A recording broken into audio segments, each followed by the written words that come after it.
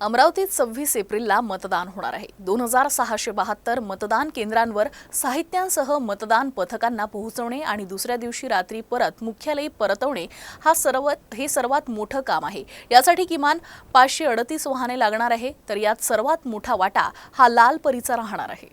अमरावती लोकसभा मतदारसंघात समाविष्ट 6 विधानसभा मतदारसंघात 1983 आणि वर्धा जिल्ह्यात समाविष्ट 2 मतदारसंघात 689 मतदान केंद्रे आहे।